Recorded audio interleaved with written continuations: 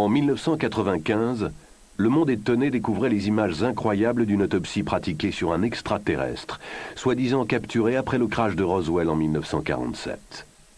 Il s'agissait du dernier et du plus spectaculaire rebondissement de l'affaire ufologique la plus célèbre du siècle. Une affaire qui continue à nous questionner plus de 50 ans après les faits. Un véritable mythe moderne.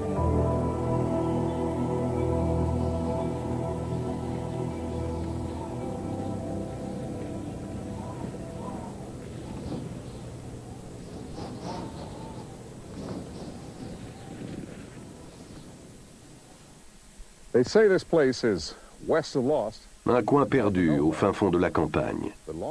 Mais il y a longtemps, plus de 40 ans, quelque chose est tombé ici. Et très vite, de Londres à Los Angeles, on entendit parler de ce ranch d'élevage de moutons dans le désert, au nord-ouest de Roswell, au Nouveau-Mexique. Ça s'est passé en 1947 et le mystère demeure aujourd'hui. Mais est-ce bien le cas? Quelqu'un, quelque part, aurait-il la réponse qu'il aurait caché tout ce temps?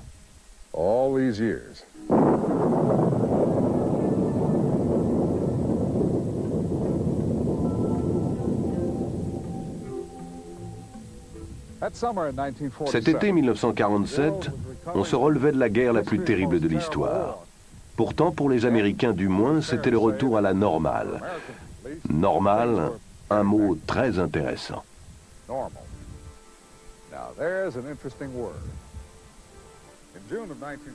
En juin 1947, Kenneth Arnold, pilotant son avion personnel près du mont Rainier, dans l'État de Washington, aperçut quelque chose de tout à fait anormal.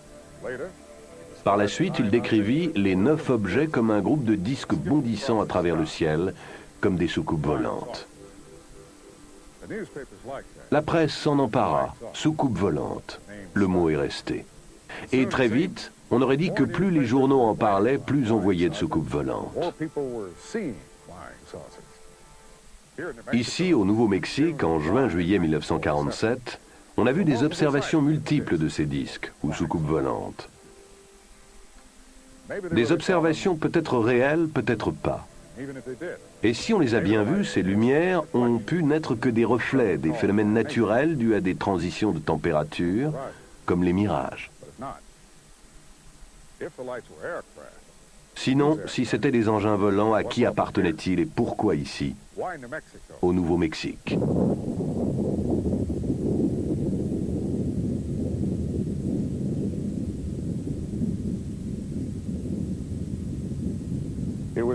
L'événement fut un désastre pour la Terre entière. Car depuis cette première bombe d'Hiroshima, nul ne se sent plus en sécurité sur Terre. Alors, c'était prévisible, lorsque les disques volants sont apparus, les militaires américains y ont vu la main des Russes. Mais d'autres avaient une théorie différente. Comme l'a écrit le grand poète John Donne, « Nul homme n'est une île ». Et s'il en allait de même de notre planète? Dans le choc suivant les premières bombes atomiques, pensait-il, par-delà ces vastes océans intersidéraux, il y aurait quelque chose à l'écoute. La première bombe atomique a explosé dans le désert du Nouveau-Mexique, près d'Alamogordo, à 160 km d'ici, au sud-ouest. C'était le 16 juillet 1945, 2 ans peu ou prou avant les premiers signalements de disques volants. Après la guerre, la recherche sur les armements et fusées se poursuivit à Alamogordo et dans une zone voisine du nom de White Sands. On dirait le Sahara, ça ne l'est pas. On dirait du sable et ça n'en est pas. Ce que vous voyez là, c'est des dunes de gypse blanc. Illusion naturelle voisine d'un autre lieu qui cache son jeu. Le polygone de fusée de White Sands. Après la Seconde Guerre mondiale, les États-Unis ramenèrent plus de 100 savants allemands pour travailler à la conception des fusées. À leur tête, le docteur Werner von Braun, aujourd'hui décédé. Le 16 avril 1946, une première adaptation américaine de la fusée allemande V2 était lancée du polygone d'essai de White Sands. D'autres tirs furent couronnés de succès cette année-là, le 13 juin, le 10 octobre et le 17 décembre. Le vol de décembre culmina à une altitude de 18 600 mètres.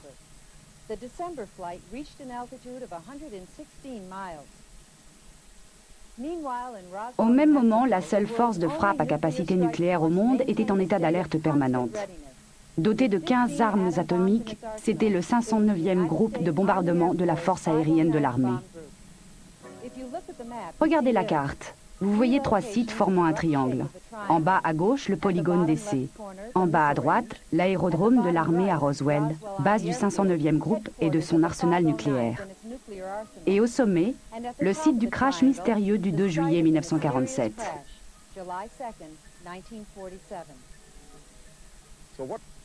Alors, qu'est-ce qui s'est crashé ici? Un appareil de reconnaissance ennemi?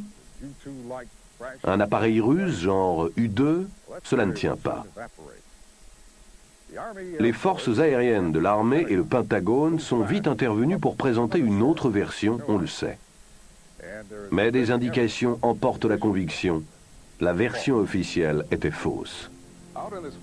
Là, dans ces larges espaces, dans le haut désert du comté de Lincoln, le ciel semble aussi vaste que le territoire où souffle le vent, où les moutons paissent. Et le temps semble s'armer de patience, comme l'œil du vieil Indien. Un rancher du nom de Mac Brazel s'était installé ici. Le 3 juillet au matin, il fit la découverte. Dispersé sur une aire d'1 kilomètre de long environ, sur quelques 80 mètres de large, un bric-à-brac de débris de choses. Il y en était tombé partout, dans le sable humide, dans les rigoles emplies d'eau de pluie. La nuit d'avant, un violent orage s'était abattu sur le désert. Mais Mac Brazel s'est souvenu d'un coup de tonnerre plus fort que les autres, presque trop fort pour que ça soit du tonnerre. Et là, avec ces débris jonchant le sol, il s'est demandé, le tonnerre ou une explosion? Il y avait des pièces métalliques et d'autres matériaux légers comme du papier d'alu, des fibres comme de la ficelle, et de minces tiges à l'allure de poutrelles et portant des marques qui lui faisaient penser aux symboles que les Indiens marquent dans l'argile. D'autres, les voyant par la suite, les ont comparés à des hiéroglyphes égyptiens. Mac se rappelle que les débris étaient si drus que les moutons ne voulaient pas passer par le champ. Il a dû leur faire contourner, alors que le point d'eau est à plus d'1,5 kilomètre. Il ramassa quelques pièces et les porta à ses voisins les plus proches, Floyd et Loretta Proctor. Il nous a décrit les pièces. Nous, on lui a conseillé d'aller à Roswell pour le signaler. Vous savez, il y avait une récompense pour les ovnis. À l'époque, on disait soucoupe volante. Ce soir-là, après sa visite chez les Proctor, Mac est retourné au champ de débris. D'après son fils Bill, Mac en rapporta une grosse pièce qu'il mit à l'abri dans cette grange, toujours debout 50 ans plus tard, à 5 kilomètres au nord du lieu du crash. C'est l'origine des histoires prétendant qu'un rancher aurait trouvé une soucoupe volante et l'aurait planquée dans sa grange. Mac avait encore de l'ouvrage, et 2 jours suivants, les 4 et 5 juillet, il s'occupa de ses moutons.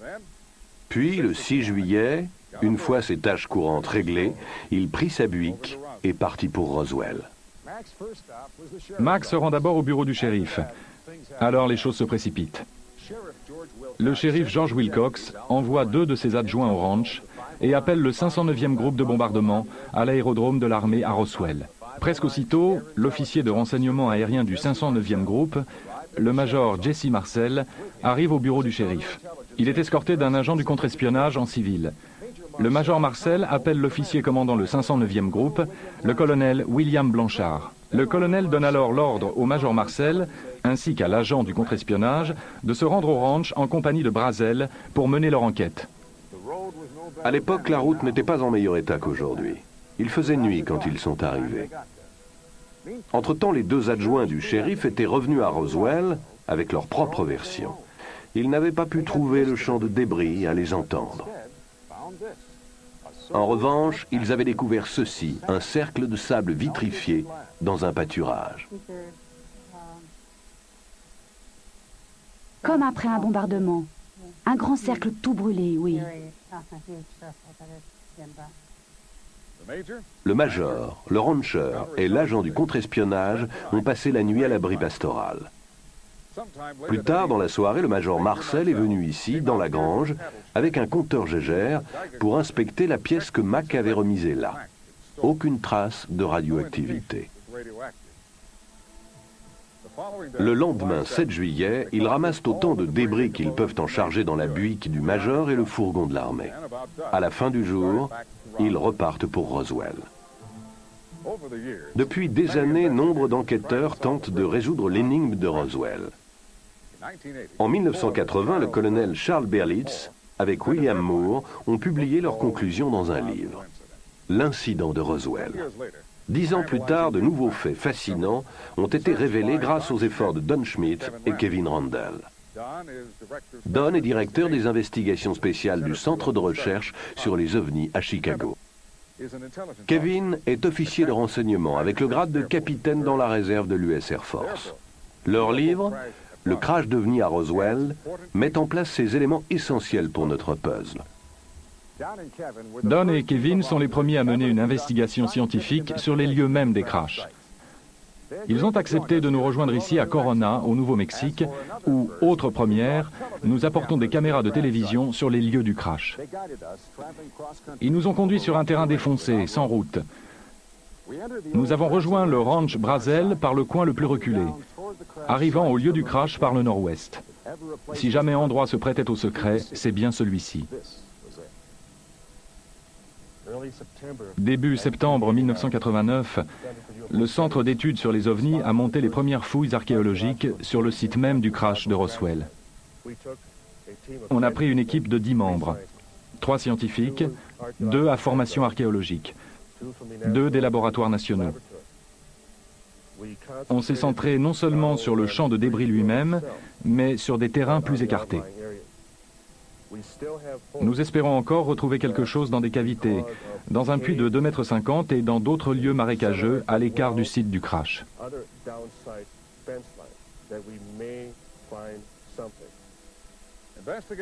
Les enquêteurs Schmitt et Randle ont établi que presque dès le départ, le colonel Blanchard et les membres de son état-major étaient convaincus que quelque part dans le désert se trouvait l'équipage de l'engin, peut-être encore en vie. L'après-midi du 8 juillet, Mac Brazel est emmené dans un appareil de l'armée au-dessus de son ranch pour aider à la recherche de l'équipage disparu ou de leur corps. Dans ses recherches, Kevin Randle a retracé l'itinéraire suivi par cet appareil. Nous lui avons demandé de refaire le parcours, cette fois avec une de nos caméras à bord. Pas de doute, le 8 juillet, le 509e groupe de bombardement lance une opération de reconnaissance aérienne. Ils veulent trouver le reste de l'engin. Ils pensent que l'épave doit être plus importante que le champ de débris. La reconnaissance aérienne pouvait servir à ça. L'idée, c'est qu'en emmenant Mac Brazel, rancher connaissant bien le terrain, si on retrouvait des éléments de l'engin, il pourrait ensuite les conduire directement sur le site. L'engin a fait une reprise, il a décollé du champ de débris, il a laissé un sillon et pris de l'altitude.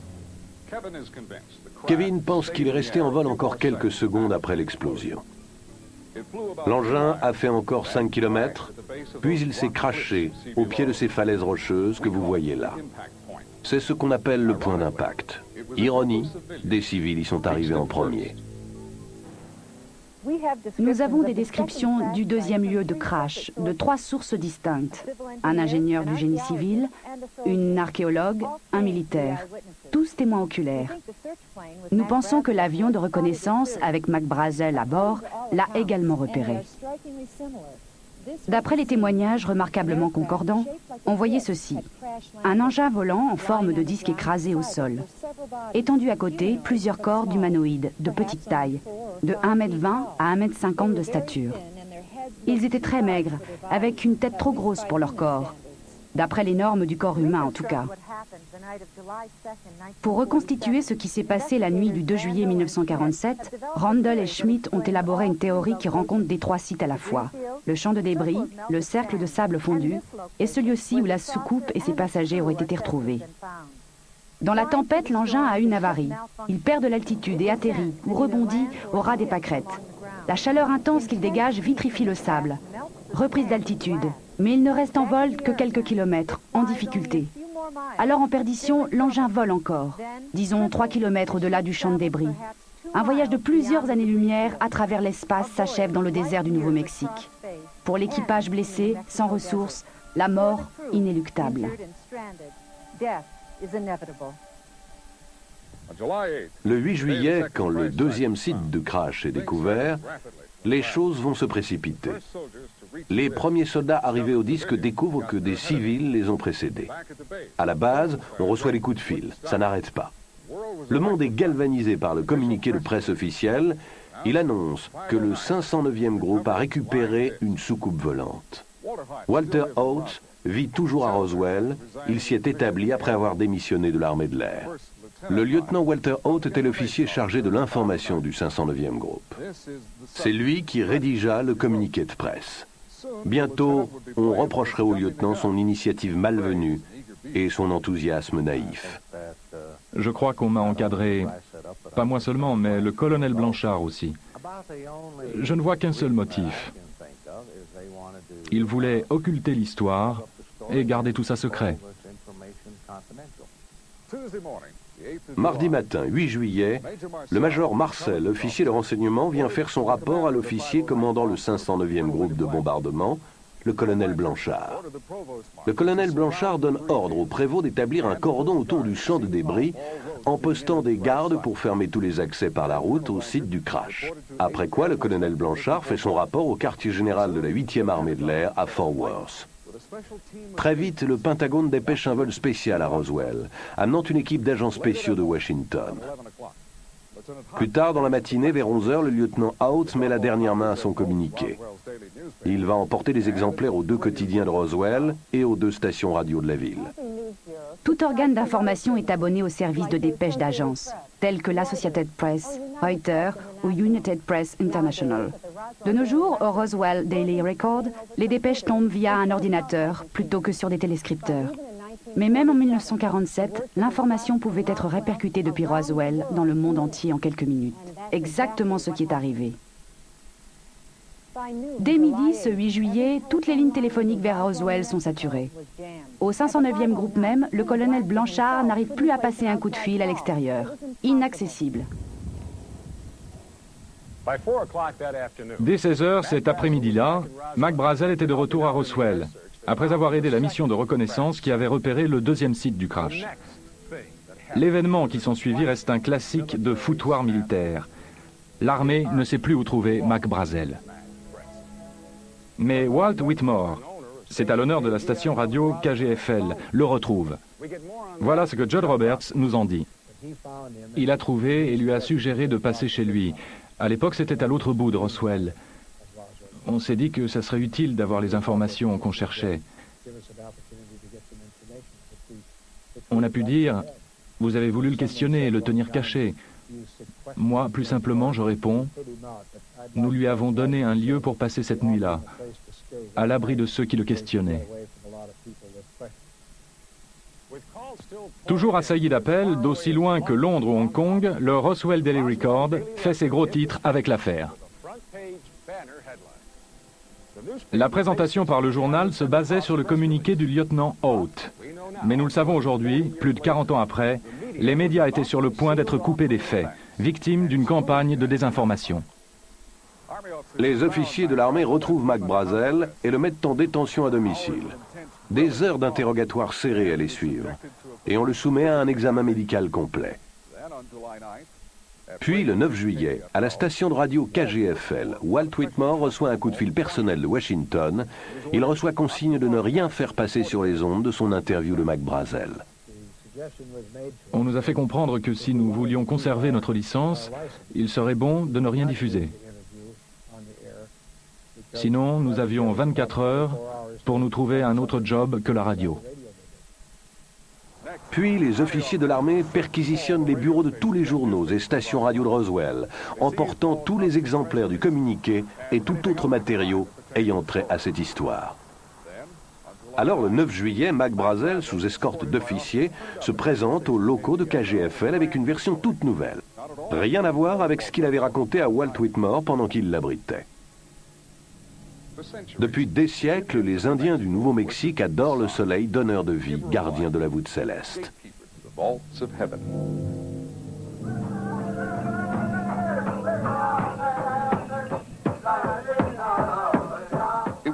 C'est pour en savoir plus sur l'antique culture indienne qu'un groupe d'archéologues s'était rendu dans le désert le 8 juillet 1947 au matin.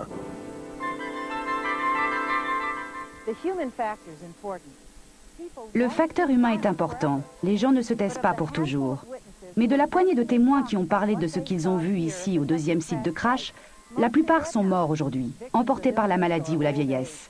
Nous ne pouvons que rappeler qui ils étaient, leurs multiples différences, et aussi le fait qu'ils disent tous avoir vu les mêmes choses. Un engin volant apparemment non produit sur Terre et des créatures n'ayant pas l'air d'être nées sur notre planète. Une fois le deuxième site de crash repéré, l'armée fit très vite. De l'avion où il était embarqué, Mac Brazel guida les hommes de troupes dans leur approche. Mais avant que l'armée n'arrive, un ingénieur du génie civil faisant un relevé pour un programme d'irrigation était tombé sur le site par hasard. Son nom, Grady Barnett. De l'accord de tous, une personnalité bien carrée. Proche de Barnett, Vern Maltese se rappelle son ami évoquant sa découverte des corps et sa description de ceux-ci. Il m'a dit, bon, je vais te raconter quelque chose que je ne suis pas censé divulguer. Il a trouvé cet objet au sol qui était de la forme d'une soucoupe volante éventrée. Alors il est sorti de son camion et il est allé voir. Et il y avait 4 humanoïdes gisant par terre. Ils étaient couverts d'une sorte d'ensemble de couleur terne, haut de 90 à 120 cm. Ces habits étaient très ajustés et ils les couvraient entièrement, sauf la tête et les mains qui étaient découvertes. La tête était sans cheveux, un peu en forme de poire. Les mains étaient nues.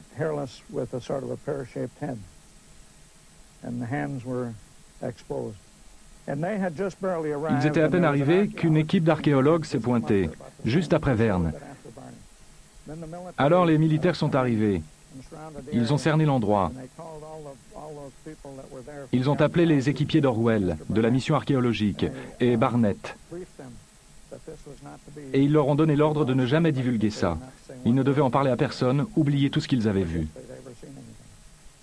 Barnett a déclaré qu'il était tout près des corps, presque à les toucher, lorsque le groupe d'étudiants et d'archéologues est arrivé.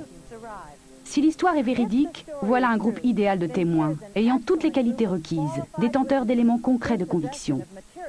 En d'autres termes, on aurait là ce qui constitue une preuve. Mais qu'est-il arrivé? En moins de temps qu'il n'en faut pour le dire, l'armée a tout pris en main. Ils ont recouvert les corps, regroupé les étudiants, les archéologues et ingénieurs à l'écart, les forçant à se détourner de la scène. C'était là une affaire touchant à la sécurité nationale.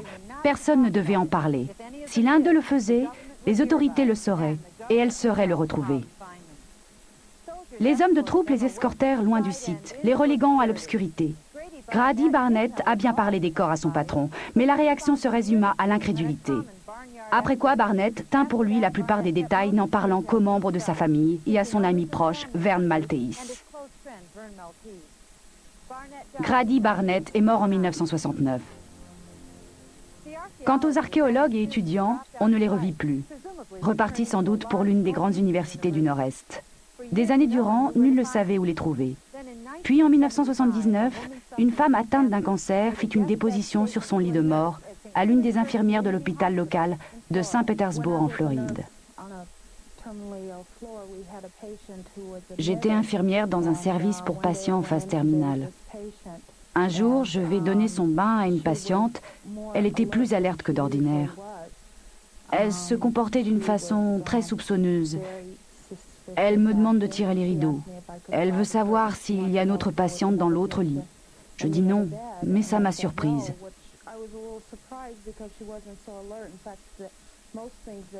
Elle n'arrêtait pas d'appeler un certain nom. Elle s'est mise à me parler. Elle me dit qu'il y a une chose qu'elle devait dire à quelqu'un. J'ai gardé ça longtemps, me dit-elle. Alors elle m'a raconté que bien avant, elle était partie avec un groupe, collecter des roches. Elle répétait, je n'étais pas censée être là. Et j'y suis allée. Et encore, si seulement j'avais pas fait ça. Elle me dit qu'ils étaient dehors à marcher, qu'ils sont arrivés à une colline, ils l'ont passé. Et alors, ils ont vu un grand objet qui brillait, très gros. Ils ont voulu le voir mieux. Alors, ils se sont approchés. C'était un gros objet par terre, circulaire. Et par terre, il y avait des sortes de couvertures. L'un des gars de l'équipe est allé voir, retirer des bâches. Et elle m'a dit qu'il s'agissait d'êtres tout petits. Elle ne pouvait pas le croire. Vraiment des êtres de petite taille. Ils avaient des têtes très grosses, de très grands yeux. Et ils étaient couverts d'une sorte d'étoffe brillante. Je ne me rappelle pas si elle a parlé d'une couleur. Je crois qu'elle a dit bleu, mais là, je ne me souviens pas vraiment maintenant. Mais c'était si brillant que c'était comme du liquide ou du vif argent. Mais alors elle s'est montrée très ennuyée. Elle m'a dit « Vous n'en parlez à personne, jamais à personne ». À ce moment-là, elle a juste commencé à regarder dans la pièce. Elle avait un comportement très paranoïaque et elle m'a dit « Parce qu'ils peuvent toujours vous retrouver ». Et moi, qui peut toujours nous retrouver? Elle m'a dit « Les autorités ».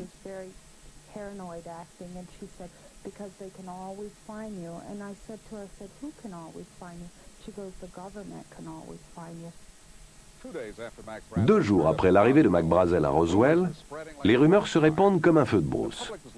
Le public pouvait penser que le Pentagone était foudrage et que le général Roger Ramey en prenait pour son grade.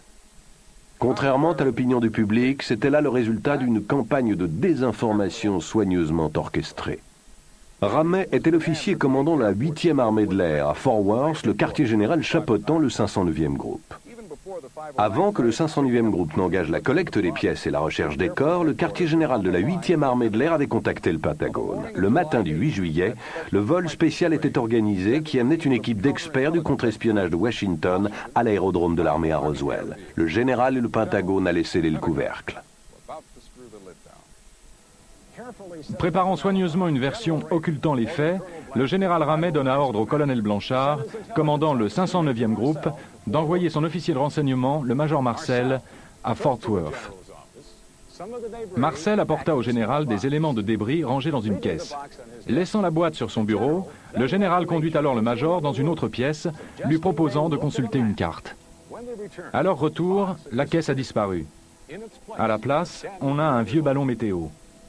Alors le général Ramey fait entrer les journalistes. Une simple erreur, déclare-t-il. Le major Marcel et le 509e groupe s'étaient trompés. Et le général ajouta que ce type de ballon était d'un modèle nouveau, à faire classer dès le milieu de l'après-midi. Mais, nous le savons maintenant, des éléments de débris avaient été livrés au général, plus tôt ce même jour. Si c'était juste un ballon, pourquoi ne pas le dire tout de suite, mettant fin à la question et rassurant du même coup le Pentagone? Le docteur Jesse Marcel Jr. avait 11 ans lorsque son père, le major Marcel, rentra une nuit avec une cargaison d'objets étranges dans sa voiture. Le docteur Marcel s'est établi aujourd'hui à Helena, dans le Montana. Il se souvient que son père l'a réveillé vers 2 heures du matin pour lui montrer, ainsi qu'à sa mère, ce qu'il avait trouvé. Ce qui était vraiment exceptionnel, c'était des marques sur une partie des pièces de l'épave.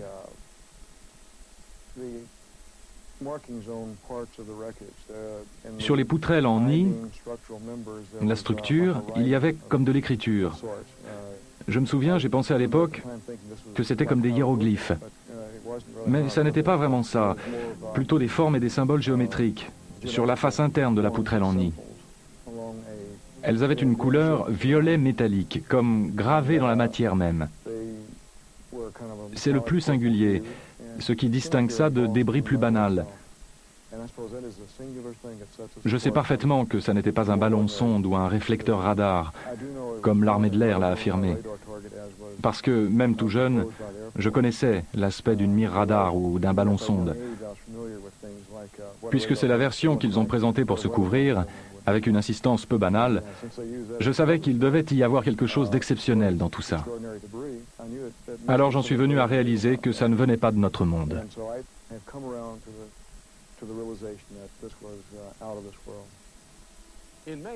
En mai 1980, le docteur Marcel a accepté d'être mis sous hypnose. C'était une tentative par Don Schmitt et ses collègues pour récupérer des souvenirs enfouis dans l'inconscient du docteur, pour voir clairement, à nouveau, les symboles indéchiffrables sur ces tiges à allure de poutrelle.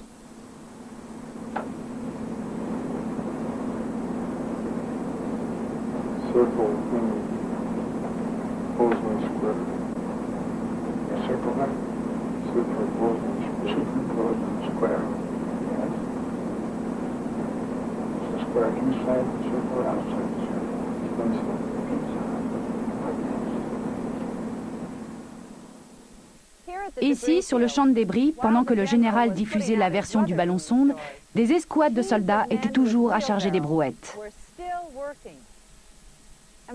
Vous vous rendez compte? Des barrages routiers, des mitraillettes et au moins 16 hommes avec des fourgons. Pour récupérer un ballon comme ça? On a retrouvé d'autres ballons-sondes ramenés par des civils. Ils étaient assez petits pour être rangés dans le coffre d'une voiture. Même le nouveau modèle de ballon évoqué par le général y serait rentré. D'ailleurs, Mac Brazel a déclaré qu'il savait de quoi les ballons-sondes avaient l'air. Il en avait déjà retrouvé sur son ranch. En dépit des pressions militaires, Mac était formel. Les débris sur le champ que ses moutons ne voulaient plus traverser étaient quelque chose d'autre. Et bien sûr, les ballons-sondes n'emportent pas de passagers. Pas même de petite taille, comme ceux que l'on aurait retrouvés au deuxième site de crash. Mais pour en revenir aux rumeurs qui se propageaient à Roswell, si des corps avaient effectivement été retrouvés, serait-il vrai que l'un d'entre eux eût été encore en vie?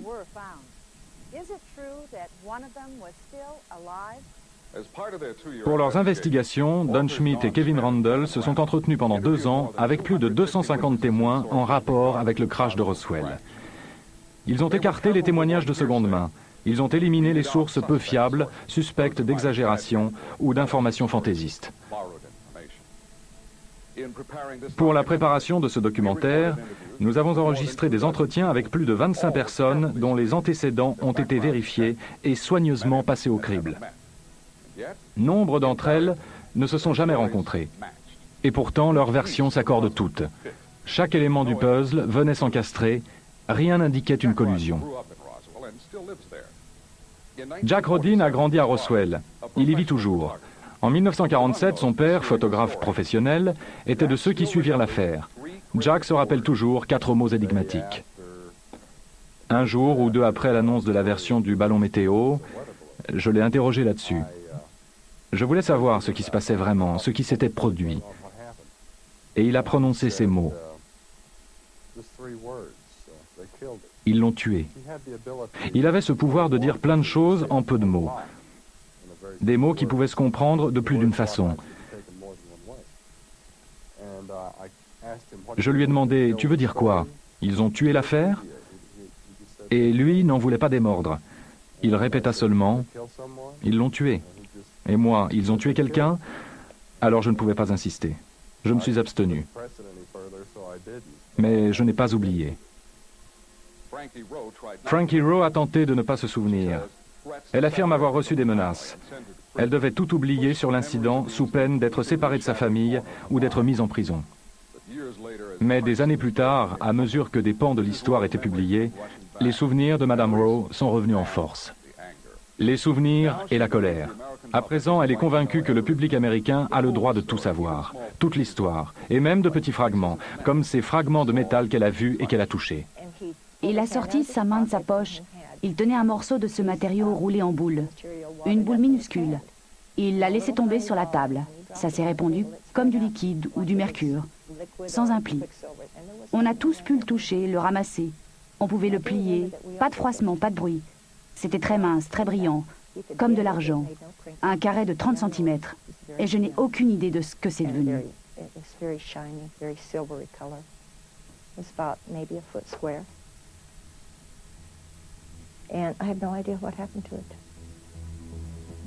Plus de 40 ans ont passé depuis le crash.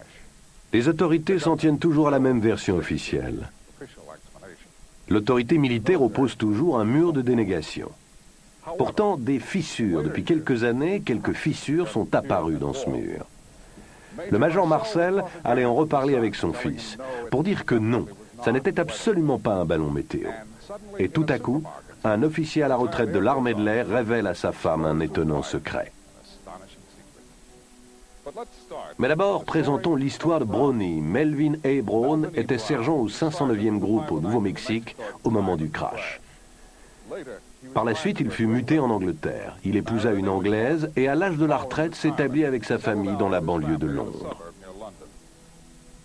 Au fil des années, à plusieurs reprises, il évoque pour les siens des bribes d'une étrange histoire. Mais sur son lit de mort, en 1982, Brownie livra le reste de son secret et révéla le numéro d'un compte en banque confidentiel. Aucune trace de fonds pour ses proches. Et le numéro de compte n'apparaît nulle part. Cependant, sa famille se demande toujours s'il y aurait de l'argent qui les attend quelque part. Ils se demandent et se rappellent les paroles de Brownie. Un peu comme si, une fois raconté son histoire, il l'avait regretté. Tous les soldats disponibles au sol, là je cite ses propres termes, je m'en souviens, tous les soldats disponibles au sol ont dû aller dans le désert où une soucoupe volante était tombée. Ils ont tous dû monter la garde autour de cet endroit et tout surveiller autour, sans funer. Apparemment, un type a quand même été voir et ils ont soulevé la bâche. C'était des fourgons à bâche intégrale. Je ne sais pas ce qu'il voulait dire. Sans doute une histoire de bâche.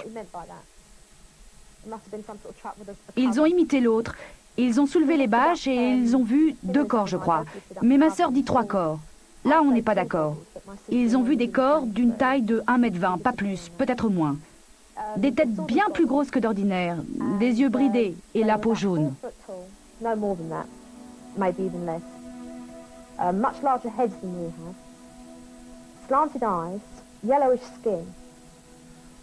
Bien loin de Londres, dans le comté de Lincoln, au Nouveau-Mexique, nous avons voulu joindre un témoin insaisissable qui a une histoire encore plus incroyable à raconter. Nous l'avons retrouvé ailleurs. Nous nous sommes engagés à ne pas révéler ses coordonnées. Il s'appelle Glenn Dennis. Et en 1947, il était entrepreneur de pompes funèbres, dirigeant l'entreprise de pompes funèbres Ballard à Roswell, au Nouveau-Mexique. Ici à Roswell, l'après-midi du 8 juillet, les pompes funèbres de la ville se mirent à recevoir des appels émanant de l'hôpital de la base aérienne. Il s'agissait des questions sur la préservation des tissus, l'effet de tel ou tel produit sur les tissus. Et des sociétés à Roswell reçurent commande d'une importante quantité de neige carbonique. Après 4 ou 5 coups de fil reçus aux pompes funèbres, le responsable conclut qu'il devait y avoir eu un crash avec mort d'homme à la base aérienne. C'était le début de l'histoire la plus remarquable liée au crash de Roswell. Voici l'homme dont nous parlons. L'entrepreneur de pompes funèbres, Glenn Dennis. En 1947, il était directeur de l'entreprise de pompes funèbres Ballard à Roswell. Ces coups de fil formaient les préludes de menaces de mort. Leading to threats against his own life and the reported death of a close friend. Let's go back now. Revenons donc à cet après-midi du 8 juillet. Au coup de fil suivant, que j'ai dû recevoir 40 ou 45 minutes plus tard, il me pose des questions sur nos préparations. Comment nous faisons pour préparer les corps qui ont été exposés aux éléments ou bien gravement décomposés? Comment on traite les corps de brûlés? Les cas hautement traumatiques. Notre procédure pour ça. Question suivante. Que feriez-vous pour ne pas modifier la composition chimique des corps, ne pas détruire de sang, ni rien de ce qui pourrait s'avérer fort important par la suite? Quelle procédure vous suivez? Qu'est-ce que vous faites? Est-ce que ça modifie la composition sanguine, etc. Là, j'ai su que sans doute il s'était passé quelque chose, qu'il ne voulait peut-être pas annoncer. La mort d'une personnalité ou autre, qu'il ne voulait pas... Enfin, aucune idée de ce que ça pouvait être, mais je les ai aidés. Je leur ai dit, je peux venir vous aider si vous avez ça, je peux vous aider. Et l'on me répondit, non, c'est pour plus tard, l'histoire de savoir comment procéder.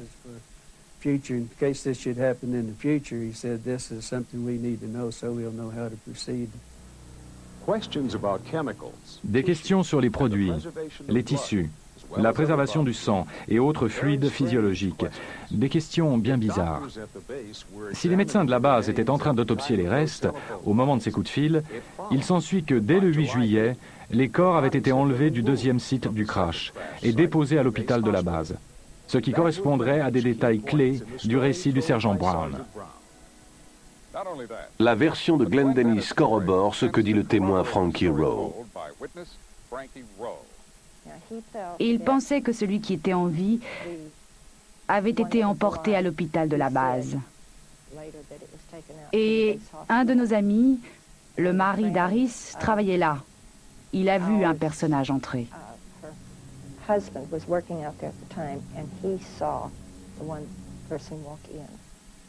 Plus tard dans l'après-midi, Glenn Dennis amène un aviateur blessé à l'hôpital de la base suite à un incident de circulation.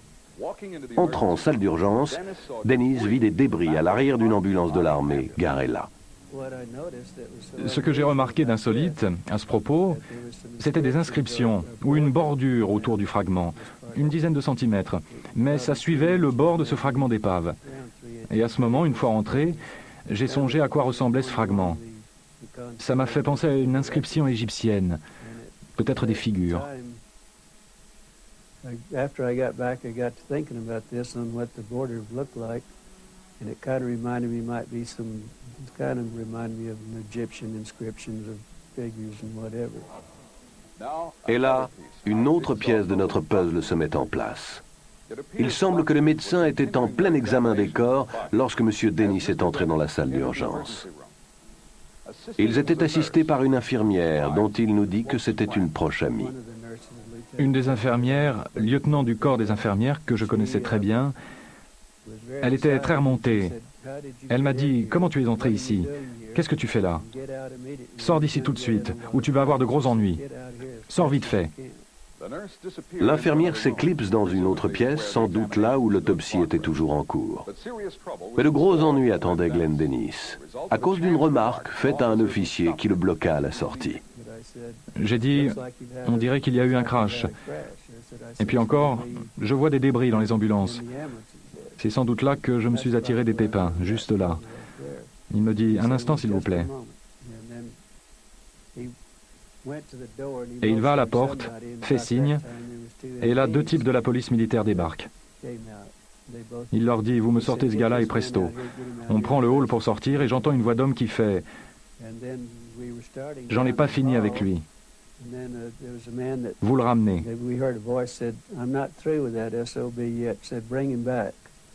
M. Dennis déclare qu'on l'a brusquement fait entrer dans une pièce où il se retrouve face à deux hommes qu'il n'avait jamais vus jusque-là, un sergent de l'armée et un capitaine aux cheveux roux. Un échange animé s'ensuit où Dennis affirme que tous les deux l'ont menacé de mort. Le capitaine Roux me dit « Il n'y a pas eu de crash ici. Vous n'avez rien vu. Vous n'avez pas envie de raconter quoi que ce soit à qui que ce soit. Vous n'avez rien vu.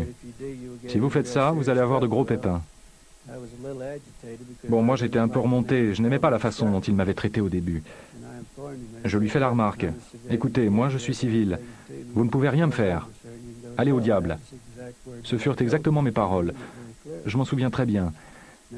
Alors le sergent noir m'a dit « Te fais pas d'illusions, petit, ou quelqu'un ira ramasser tes os dans le sable. »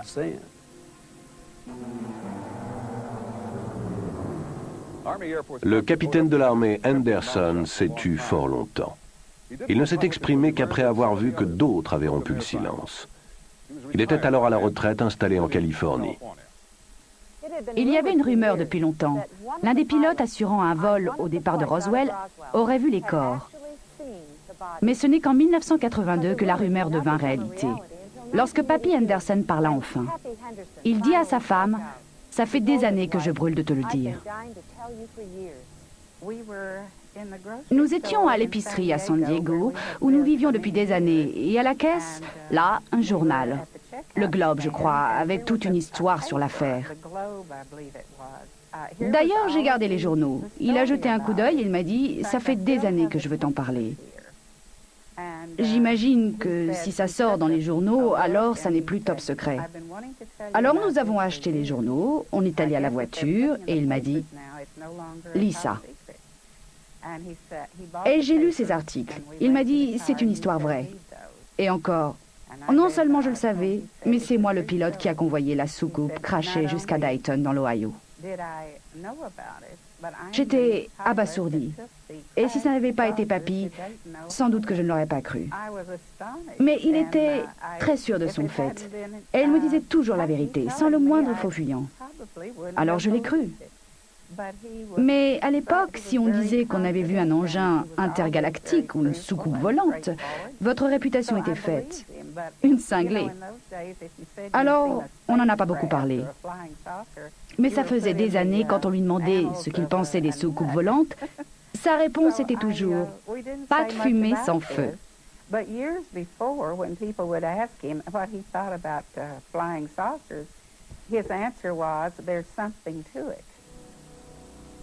Près de 50 ans plus tard, la version officielle n'a toujours pas varié. Mais qu'un vaisseau spatial se soit écrasé ou non au Nouveau-Mexique, une chose reste certaine.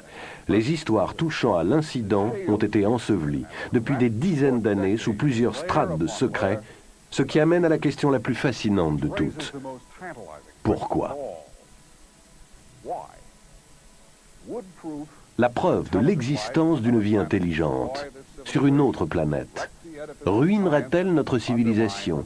Mettrait-elle à bas l'édifice de la science? Minerait-elle la religion? Est-ce cela que l'on craint? Il y a des siècles, ces mêmes craintes motivaient les adversaires de Copernic et de Galilée, qui ont révélé les vérités de base que tout écolier sait de nos jours, que le Soleil est le centre de notre système solaire et que la Terre tourne autour de lui. Ou bien y a-t-il encore autre chose? Les visiteurs, à supposer qu'il y en ait, pourraient-ils être des prédateurs, sans égard pour les vies et les souffrances humaines? Nos leaders nous ont-ils protégés d'une vérité terrifiante? Même alors, quel intérêt présentent pour nous tous ces secrets? Quelques décennies de fausse tranquillité? Eh bien, les choses évoluent. Alors que nous en sommes au terme du XXe siècle, nous sommes arrivés à la fin du temps de l'innocence. Les gens exigent la vérité. Et pourtant, c'est une vérité qui pourrait nous ébranler. Nous ne serons peut-être plus jamais assurés d'être maîtres chez nous.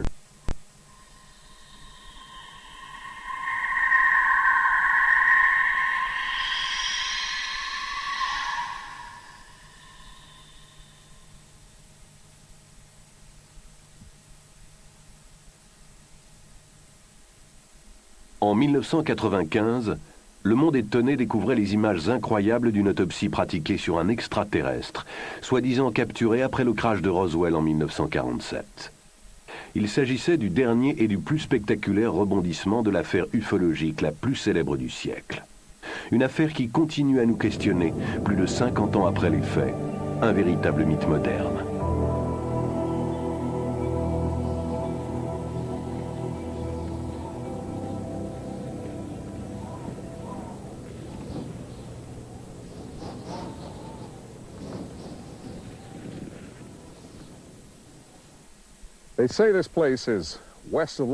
Un coin perdu au fin fond de la campagne. Mais il y a longtemps, plus de 40 ans, quelque chose est tombé ici.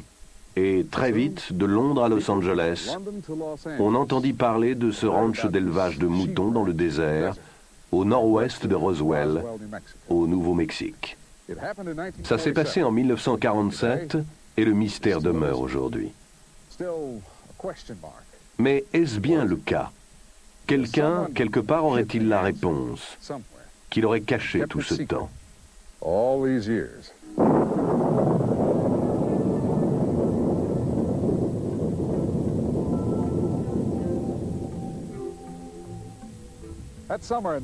Cet été 1947, on se relevait de la guerre la plus terrible de l'histoire. Pourtant, pour les Américains du moins, c'était le retour à la normale.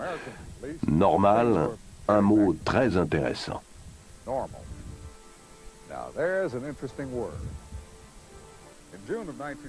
En juin 1947, Kenneth Arnold, pilotant son avion personnel près du mont Rainier, dans l'État de Washington, aperçut quelque chose de tout à fait anormal. Par la suite, il décrivit les 9 objets comme un groupe de disques bondissant à travers le ciel, comme des soucoupes volantes.